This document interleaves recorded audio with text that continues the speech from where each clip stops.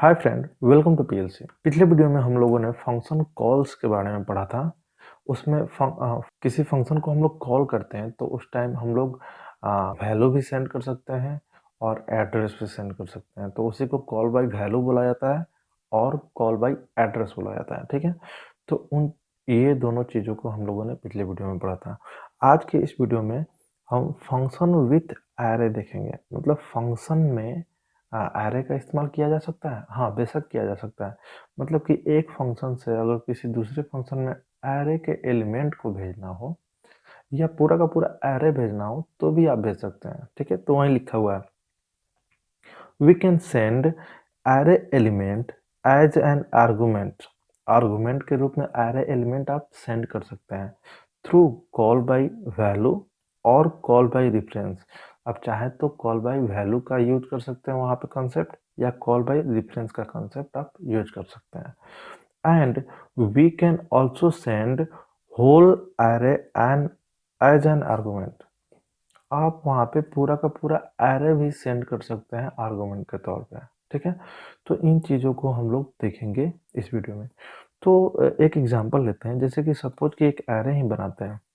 ज़्यादा नहीं, 5 लेंथ का ही एरे बनाते हैं। ठीक है, एरे का नाम ARR देते हैं। इसमें 2 3 4 5 6 सपोज ये वैल्यू है और इसका इंडेक्स वैल्यू भी दिखा देते हैं 0 1 2 3 4।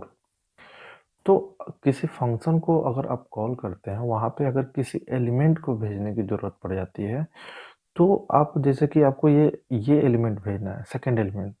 ठीक है, तो सेकंड एलिमेंट कैसे भेजिएगा? ARR2 ऐसे लिख दीजिएगा तो ये सेकंड एलिमेंट चला जाएगा, मतलब क्या जाएगा? 4। ठीक है, तो यहाँ पे जो हम भेज रहे हैं वो क्या भेज रहे हैं? वैल्यू भेज रहे हैं। ठीक है, तो इसी चीज़ को क्या बोलते हैं? Call by value. आप रेफरेंस का भी यूज कर सकते हैं। रेफरेंस का मतलब एड्रेस। तो आपको पता होगा कि एरे मेमोरी में कंटिन्यूअस मेमोरी लोकेशन को यूज करता है। कंटिन्यूअस का मतलब क्या है कि लगातार मेमोरी लोकेशन। जैसे कि इसको सपोज इसको मेमोरी एड्रेस मिला है 2396, तो इसको क्या मिलेगा? 2398। 8 क्यों? क्योंकि 2 बाइट एक लेगा। एक एक 2 बाइट लेगा तो दूसरे को कौन सा एड्रेस मिलेगा? 2 बढ़ के, मतलब 8। इसको क्या मिल जाएगा? 2400 मिल जाएगा। ठीक है, फिर इसको क्या मिल जाएगा? 2402। इसी तरह से इसको भी आगे 2 बढ़ के मिल जाएगा। ठीक है, तो आप इस एड्रेस को भी भेज सकते हैं। तो एड्रेस भेजने का क्या तरीका है? सपोज कि इसी का एड्रेस अगर भेजना है तो वहाँ पे आप बस इसके पहले क्या लगा दीजिएगा? And symbol. इसी को एड्रेस ऑपरेटर बुलाया जाता है। जब आप एड्रेस ऑपरेटर लगा के इतना लिख दीजिएगा तो अब 4 नहीं जाएगा, अब क्या जाएगा?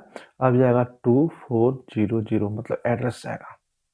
ये एड्रेस एग्जाम्पल के तौर पे लिए हैं, हालांकि एड्रेस लंबा होता है। ठीक है, तो ये सब चीज़ भी आप सेंड कर सकते हैं आर्गुमेंट के रूप में। ठीक है, तो चलिए हम लोग क्या करते हैं, कोडिंग करके कुछ चीज़ों को देखते हैं। चलिए, तो यहाँ पे हम क्या करते हैं, एक एरे बनाते हैं। ठीक है, और एक प्रोग्राम बनाएंगे। इस प्रोग्राम में एरे के साथ हमें किस तरह का ऑपरेशन करना है? एरे के सारे एलिमेंट को जोड़कर प्रिंट करना है। ठीक है, एरे के जितने भी एलिमेंट है सबका सम प्रिंट करना है। तो चलिए पहले हम क्या करते हैं, एरे बनाते हैं। इंट 5 लेंथ का है तो इसमें हम 5 लिख देते हैं, इक्वल टू इनिशियलाइज ही कर देते हैं, वहीं वैल्यू 2 3 4 5 6।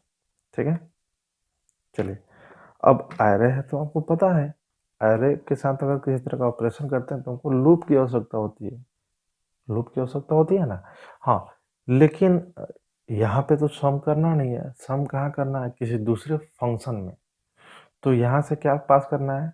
एरे को पास कर देना है। तो चलिए दूसरा फंक्शन बनाते हैं जो सम का काम करेगा। ठीक है, तो फंक्शन का नाम क्या देना चाहते हैं आप? तो फंक्शन का नाम हम देते हैं सम। फंक्शन का नाम ही दे देते हैं सम। और क्या ये फंक्शन रिजल्ट, जो भी रिजल्ट है एरे का, वो रिजल्ट जैसे कि सारे एलिमेंट का सम निकाल रहा है, तो क्या उस रिजल्ट को वापस भेजेगा मेन में? तो चलिए भेजने वाला, वापस रिटर्न करने वाला बनाते हैं। तो इंटीजर टाइप ही रिजल्ट निकल के आ जाएगा। तो इसके पहले हमने लिख दिया इंट। हाँ, यहाँ पे ध्यान देना है, अगर वहाँ से एरे आपको रिसीव करना है तो यहाँ पे एक एरे बनाना होगा। एरे का नाम ए दे देते हैं, तो ए लिखेंगे तो ये तो सिंपल वेरिएबल हो गया। हाँ, एरे का पहचान क्या है? एरे का पहचान है इसके साथ बिग ब्रैकेट होना चाहिए। हाँ, अब बोलिएगा कि इसमें साइज दिखाइए, नहीं, अगर वहाँ से आप रिसीव कर रहे हैं किसी एरे को तो यहाँ पे साइज नहीं दिखाइए। वहाँ से हो सकता है 5 लेंथ का भेज रहे हैं, अगर आपका मन हो वहाँ से 6 लेंथ या 7 लेंथ का भेजने का, तो इसके लिए आपको सहूलियत होगा कि यहाँ पे आप साइज दिखाइए ही नहीं, वो ऑटोमेटिक साइज ले लेगा। ठीक है। हाँ, अब बॉडी, अब इस फंक्शन का बॉडी बनाएंगे। तो बॉडी में हमें क्या करना है? बॉडी में इस एरे के सारे एलिमेंट को जोड़ना है।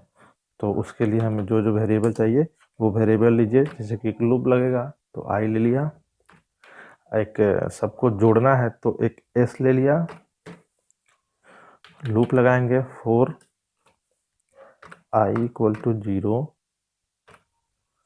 आई लेस देन 5,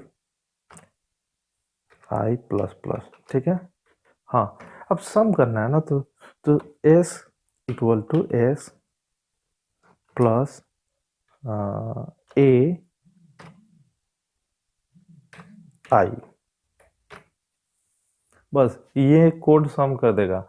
हम लोग पहले पढ़ चुके हैं इस चीज़ को, कैसे किसी एरे के सारे एलिमेंट को जोड़ते हैं, तो आपको पता होना चाहिए। ठीक है।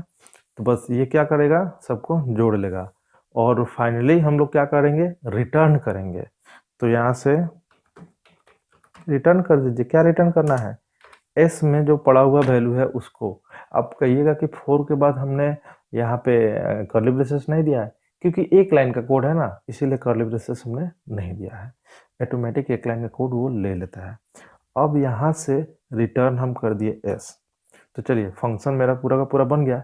तो सबसे पहले फंक्शन डिक्लेयर कर लीजिए, इंट सम, और डिक्लेयर कर कीजिएगा तो यहाँ पे आपको क्या करना होगा, यहाँ पे आपको दिखाना होगा। ठीक है ना।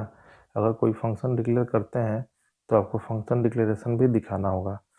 तो इंट, पूरा वेरिएबल का नाम भी लिख सकते हैं, लिख देते हैं। चलिए, ठीक है। तो ये हो गया डिक्लेयर।